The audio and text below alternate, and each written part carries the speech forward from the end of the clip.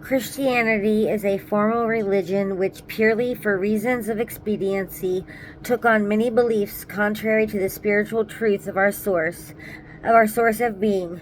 What has the spilling of blood to do with universal spirit? As you must now realize, my teachings from the very beginning of my mission on earth and Palestine has always been born of the highest spiritual truth of existence, and having nothing to do with human concepts and rationalizations as taught by human minds. Therefore, I repeat emphatically, while my person on earth 2,000 years ago was that of Jesus, the purpose of my presence, the Christ presence within these letters, is to reach sensitive, inspired souls, to teach them how to draw on divine assistance during the future horror in which the world will ultimately be embroiled. For this reason, my powerful longing to rescue those can receive me at this time have been crystallized in the form of truth of existence within these letters. This heat,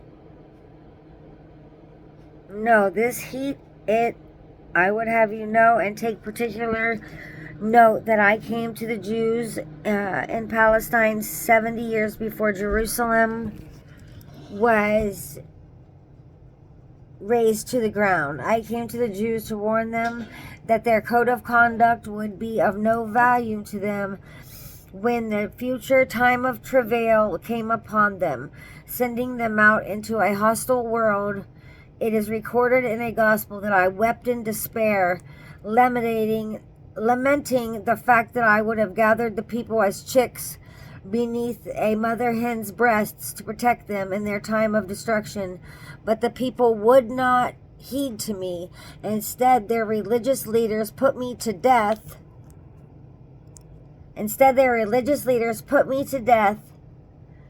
But after the dispersal of the Jews, when their temple was taken from them, did they learn from their experiences? Did they wonder why such a catastrophe had overtaken them? No. They continued in their old traditions and belief in their superiority. Although repeatedly historical events proved to them, he's talking about the Jews here,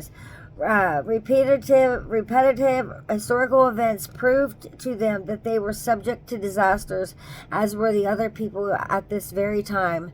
They have chosen to ignore the truths of existence as I have taught them in Palestine, and are bringing upon themselves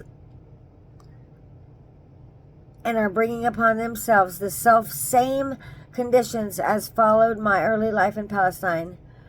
No matter where they may reside in their materialistic values, their head foreign traditions are drawing to them the human sorrow that they have created for others down the ages by their arrogance and greed.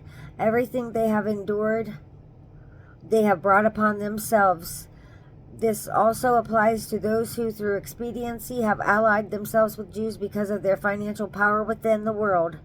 Financial sphere. Wow. This goes for those of you who have joined the Jews because of their financial power within world financial sphere of world markets. Who is it keeps the vast majority of world population hungry? Who is it that keeps us hungry? When there is sufficient food stockpiled to feed people adequately. If profit as a motive for existence were abandoned, given the will, financial leaders could formulate and embark on a plan to distribute the surplus of goods to the underprivileged. Yeah, he's saying that if people weren't charging us to live, if our very existence, we didn't have to pay for every fucking single thing we do, every breath we take, every bit of heat we get, everything. If we didn't have to do that, then yeah.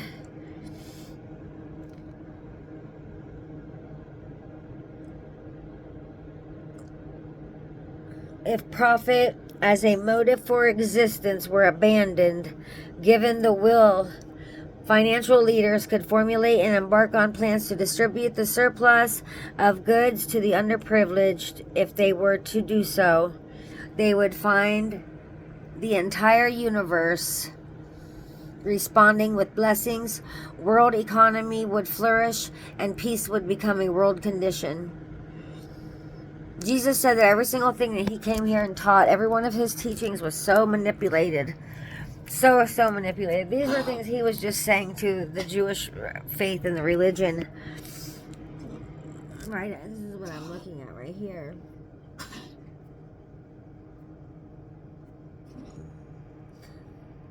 The purpose of my existence, the purpose of my presence, the Christ presence within these letters, is to teach sensitive, inspired souls, to teach them how to draw on divine assistance during the future horror in which the world will ultimately be embroiled. For this reason, my powerful longing to rescue those who can receive me has been crystallized in the form of truth of existence within these letters. It was his last ditch effort before the Great Awakening. Like, he felt like none of his messages got through. This is a thing that I came across from listening to the Archangel Michael about the 9 letters about Jesus, and just how deeply upset he was that his mission didn't get fulfilled. He literally, by the time he got to having to go turn himself in to go onto the cross, he was ready to go, because he felt so just defeated about his disciples didn't even get his teachings, and it was just really sad that he would have rather found himself on the cross than to have to try to teach anybody again what he had said over and over and over, and in every way that he could possibly say it to try to help us, and nobody got it, you know.